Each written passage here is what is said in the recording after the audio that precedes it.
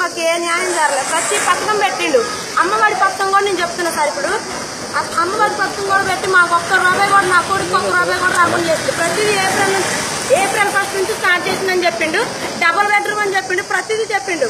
కానీ మాకు ఎక్కడ రూపాయి కూడా రాకుండా చేసిండు. ఇల్లు కూడా లేకుండా చేసిండు. ఈ నెలల్లో నాకు 3 పిల్లగాళ్ళు. ఇక్కడ ఉండాల్సిన అవసరం ఏంటి సార్? మేము ఏ ప్రభుత్వంలో ఇన్ని కష్టాలు వాళ్ళే. మా అమ్మలతో ఉన్నప్పుడు కూడా, నా పెళ్ళి అయినాక మేము ఇక్కడ ఉన్నాం. మేము అక్కడ 30 ఏళ్ళు పెట్టి ఇల్లు వేసుకుంటే ఆడ బీకి ఏడేసుకోమని చెప్పారు. ఈ నీళ్ళల్లో మట్టి తోలుచుకున్నాం అనుకున్నా కూడా ఎవరు మట్టి తోలడానికి కూడా రావట్లేదు. ఎక్కడ ట్రాక్టర్లు కూడా లేవు. ఎవరు రానన్నారు. ఈ పిల్లగాళ్ళతో మేము ఇన్ని ఇబ్బందులు పడుతున్నాం. ఈ పసి పిల్లగాడు ట్రాక్టర్ ఎంత బాధపడ్డా ఎక్కడ ఇల్లు లేకుండా ఇక్కడ ఈ నీళ్ళల్లోనే ఉండాల్సి వచ్చింది. పిల్లగాడు తడిచిపోయిండు. ఎన్ని బాధలు పడుతున్నారు. టీఆర్ఎస్ ప్రభుత్వం వచ్చాకనే మాకు ఈ కష్టాలు చెప్తున్నాం. ఉన్నోళ్ళకే ఇస్తున్నారు.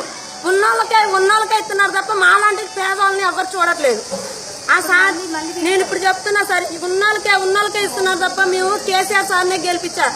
నేను కేసీఆర్ సార్కే ఓటేసి ఎంతో గొప్పగా మమ్మల్ని చూస్తారు అనుకున్నా కానీ ఇన్ని బాధలు పెడతారని మేము అనుకోలేదు సార్. ఇదే నా మాట.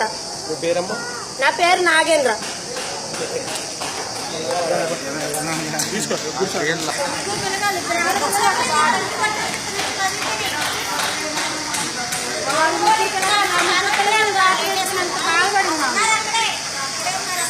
బాధపడి